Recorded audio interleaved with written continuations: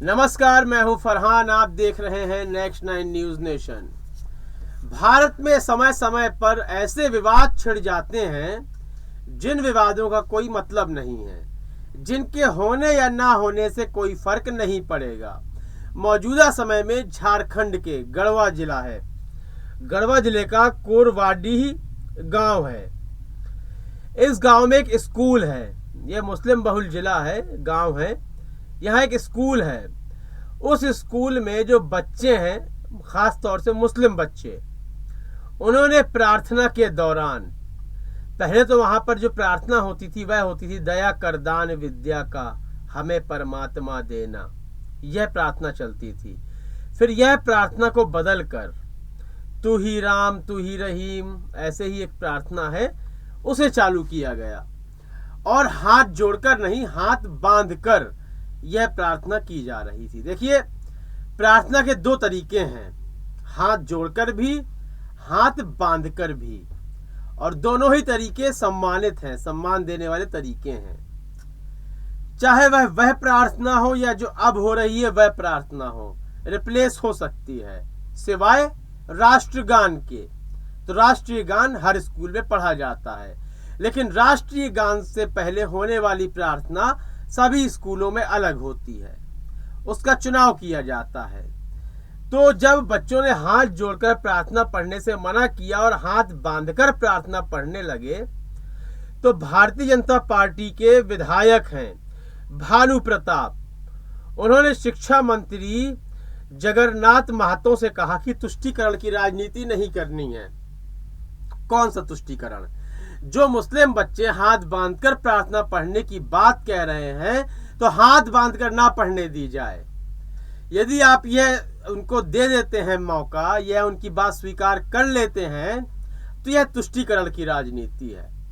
लेकिन यदि हाथ जोड़कर प्रार्थना पढ़ी जाती है तो यह तुष्टीकरण की राजनीति नहीं है। देखिए, हाथ जोड़ना, हाथ बांधना, यह एक धार्मिक तरीका है। पहली बात तो किसी भी प्रार्थना को ना हाथ जोड़कर पढ़ा जाए, ना हाथ बांधकर पढ़ा जाए। दूसरी बात, जो प्रार्थना होती है वह दिमाग को और मस्तिष्क को, हृदय को पवित्र करती है, और उसमें यह प्रार्थना की जाती है कि हमारा भविष्य उज्जवल हो, हम पढ़ाई अच्छी तरह से कर पाएं। लेकिन यदि बच्चा हाथ जोड़कर उस प्रार्थना को पढ़ने में कहीं ना कहीं संकोच महसूस कर रहा है, स्वतंत्र महसूस नहीं कर रहा है, तो उस प्रार्थना का कोई मतलब ही नहीं निकलता है। और यदि कोई बच्चा हाथ बांधकर पढ़ने में इस तरह से महसूस कर रहा है, तब भी उस प्रार्थना का कोई मतलब नहीं निकलता। प्रार्थना का मतलब है कि आप ईश्वर से अपनी पढ़ाई में वृद्धि को लेकर प्रार्थना करते हैं, जीवन को उज्जवल बनाने की प्रार्थना करते हैं, और वह प्रार्थना अपने ढंग से की जाती है। और जो प्रार्थना होती है किसी के कहने पर नहीं की जाती कि आप इस तरह की प्रार्थना करें। जबकि प्रार्थना का जो परिणाम है वह क्या निकलता है, और उसे अपनी मर्जी से, इच्छा से, स्वतंत्र रूप से प्रार्थना पढ़ी जाती है। आप यदि हाथ बांधकर अपने आप को स्वतंत्र महसूस करते हैं तो वह प्रार्थना हाथ बांधकर की जाएगी, और यदि आप हाथ जोड़कर अपने आप को स्वतंत्र महसूस करते हैं तो वह प्रार्थना हाथ जोड़कर की जाएगी। इसमें किसी भी प्रकार का तुष्टीकरण नहीं है, बल्कि यह स्वतंत्रता की बात है।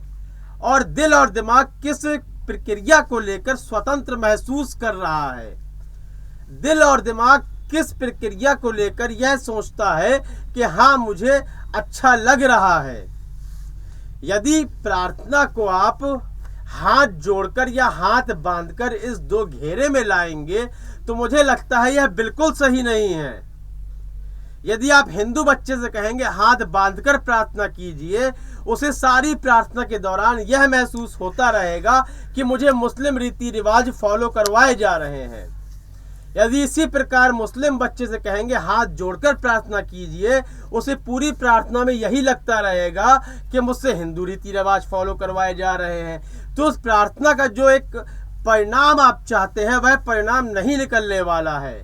तो मेरा मानना है ना ही हाथ जोड़कर और ना ही हाथ बांधकर, बल्कि हाथों को फ्री रखकर ही प्रार्थना होनी चाहिए।